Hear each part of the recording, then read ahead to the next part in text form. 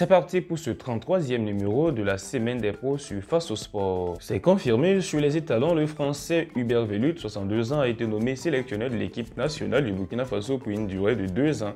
Il remplacera à ce poste Kamou Malo, ancien gardien de but. Hubert Velud a effectué toute sa carrière professionnelle de joueur au sein du stade de Reims. Durant sa carrière, il était surnommé le chat par les supporters de Moi. Velud a débuté sa carrière d'entraîneur en France où il a entraîné des clubs tels que le Gazélec Ajaccio, le Paris FC, l'US Créteil Lusitanos ou encore le Clermont Foot. En Afrique, il a dirigé le Astana d'Agadir, Difa El Jadida, le Stade tunisien, l'Étoile sportive du Sahel, l'ES Sétif, l'USM Alger, le CS Constantine, la GS Kabylie ou encore le TP Mazembe avec lequel il a remporté la Coupe de la Confédération africaine ainsi que la Super Coupe CAF.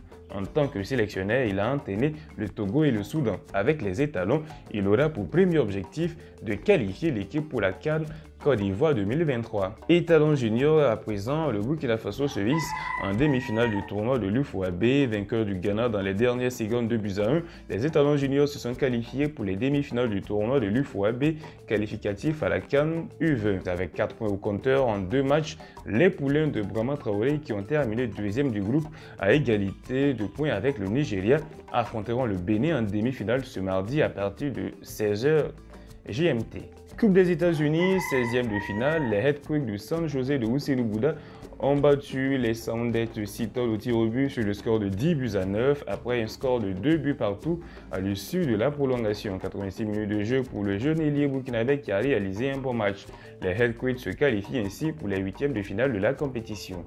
Cap à présent sur les championnats, en première division anglaise, Aston Villa a concédé le match nul, un but partout contre Crystal Palace. Entré en jeu face à Liverpool en milieu de semaine, Bertrand Traoré est cette fois-ci resté sur le banc. Première division allemande, 34e journée, Leverkusen a fini sa saison en beauté. Déjà qualifié pour la prochaine Ligue des Champions, le Bayer Leverkusen a terminé sa saison de la plus belle des manières en s'imposant devant son public dans les dernières secondes face à Freiburg sur le score de 2-1 lors de la dernière journée de la Bundesliga. Edmond Tapsoba a disputé toute la rencontre avec les Rouges et Noirs qui finissent à la 3e place du classement. Blessé en début de saison, Edmond Tapsoba est revenu fort et a énormément contribué à la saison honorable de son équipe. Le défenseur central burkinabé a disputé au total 22 matchs de Bundesliga et a inscrit un but. Première division française, 37e journée, l'Estac Troyes de Issa Kabouré s'est fait renverser par le RC Lens 3-1. Et pas de quoi empêcher les Aubois de s'assurer leur maintien dans l'élite. Le latéral droit a disputé l'intégralité du match. Le FC Lorient 17e a savouré son maintien arraché à Bordeaux samedi soir après un match nul, des heureux buts partout au bout d'une saison difficile. Titulaire avec les Merlus, Dango Ouattara a disputé 74 minutes de jeu. Première division russe, 29e journée, l'Akhmat Grozny a battu 1-0 Softov Samara samedi dernier. Entré en jeu en début de seconde période, Mohamed Konaté a inscrit l'unique but de la partie à la 54e minute. C'est le 7e but de l'attaquant en 26 matchs de championnat avec l'Akhmat Grozny qui est classé 7e. Première division belge, Hervé Kofi a été élu joueur de la saison 2021-2022 du Sporting Charleroi par les fans du club. Le portier des étalons a reçu son trophée samedi en marge de la victoire 3-2 de Charleroi face à Malines, comptant pour la 5e journée des Euro Playoffs. Première division américaine, 12e journée, les Earthquakes de San José ont concédé le match nul 3 buts partout face au Whitecaps de Vancouver en fin de match. Oussoulouboula est entré en jeu à la 84e minute de jeu. Première division croate, 35e journée, le NK Isra, réduit à 10 depuis la fin de la première période, s'est incliné 3-1 face à Rajek. Hassan Bandé est resté sur le banc. Première division arménienne, le FC Noir de Draman Salou, 5e, a battu 1-0 le FC Ararat Arménia de Zakaria Sanogo, 2e sur sa pelouse. Auteur d'une bonne prestation, Salou a disputé toute la rencontre. Sanogo, de son côté, a été remplacé à la mi-temps. Première division moldave, le Sheriff Tiraspol de Cédric Badolo a fêté samedi dernier son titre de champion de Moldavie après sa victoire 2-0 contre le FC Swinsul, comptant pour la dernière journée du championnat moldave. Arrivé en janvier dernier, le milieu offensif burkinabé a inscrit 2 buts et délivré 2 passes décisives en 9 matchs de championnat disputés. Deuxième division française, 38e journée et dernière journée. L'AC Ajaccio de Cyril Bayala et de Jean-Fiacre Botoué Kwame revient en Ligue 1, vainqueur de son choc face à Toulouse 1-0 à domicile samedi dernier. Le club corse a validé sa deuxième place, synonyme de montée directe pour l'élite la saison prochaine. Fatigué par les blessures cette saison, Bayala a disputé au total 21 matchs pour 2 buts et 2 passes décisives. Botoué, quant à lui, a disputé 12 matchs au total pour un seul but inscrit. Du côté du TFC, Mamadi Alex Bangré, qui permute en équipe première et la réserve, a joué 6 matchs de Ligue 2 cette saison et a inscrit un seul but.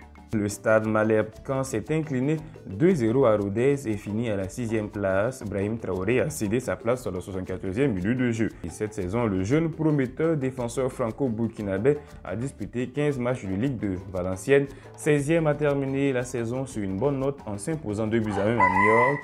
Abou Ouattara est resté sur le banc. Une saison à oublier pour l'ailier burkinabé qui n'a disputé que 16 matchs dont seulement 7 titularisations cette saison. Comme prévu, Kevin Rouen de Gustavo Fabé Sangaré devra passer par le barrage pour assurer son maintien en Ligue 2. Néanmoins, sa victoire face à Dunkerque 3-1 samedi lui a permis d'engranger un peu de confiance avant la double confrontation décisive contre Villefranche-Beaujolais. Le barrage aller est prévu le jeudi 26 mai et le retour le dimanche 29 mai prochain. Deuxième division danoise, barrage pour le maintien, le Obroïka du Abdulrazak Yoda a renversé 3-2 le Blocus FC après avoir été mené 2-1. Le milieu de terrain burkinabé a disputé l'intégralité du match. Troisième division italienne, les playoffs, Abdulrazak Gebre décisif, Monopoly se qualifie au tour suivant. Battu 2-1 à l'aller sur sa pelouse, la SSS Monopoly a créé la sensation au match retour en allant s'imposer largement chez le Cesena 3-0 et se qualifie ainsi au prochain tour des playoffs pour la montée en deuxième division italienne. Auteur d'une belle prestation, Abdulrazak Gebre a d'abord initié l'action du premier but de son équipe avant d'obtenir le pénalty permettant à Marius Mercandante d'inscrire le troisième but des siens. Première division égyptienne, Saïdou Saint-Poré et Litiad Alexandrie se sont lourdement inclinés 5-2 face à Smoa. Le milieu de terrain burkinabé est entré en jeu en début de seconde période.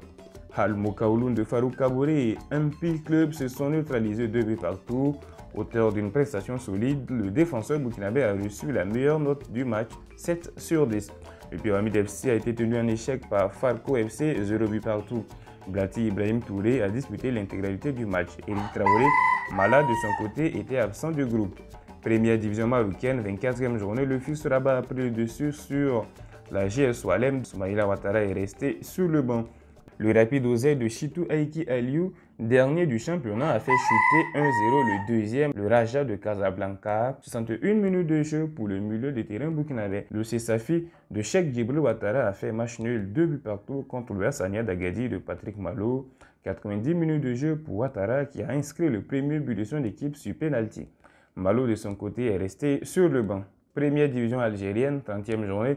Après 3 matchs sans victoire, la GS Kabylie repart de l'avant. Les coéquipiers de Mohamed Lamine Ouattara titulaire se sont imposés 1-0 contre le NC Magra. L'attaquant burkinabé a été remplacé à la 68e minute de jeu.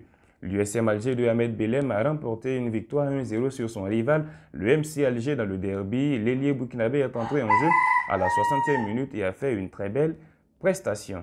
Cap à présent sur la Côte d'Ivoire, inarrêtable cette saison en championnat, l'ASEC Mimosa s'est imposé jeudi 4-2 contre Bouaki FC en match en état comptant pour la 15e journée du championnat ivoirien.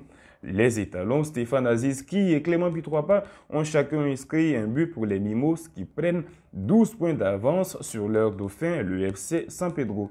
Coupe de la Confédération africaine de football, demi-finale retour pour finir ce 33e numéro de la semaine des pros. Battu 1-0 à l'aller, la LSS Berkane de Issoufou Dayo a arraché son billet pour la finale en s'imposant 4-1 au retour à domicile contre le TP Mazembe.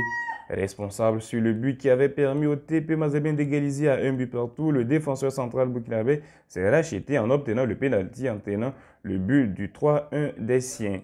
Les Oranges, qui ont finalement remporté la partie sur le score de 4-1, se qualifient ainsi pour leur deuxième finale de Coupe CAF consécutive.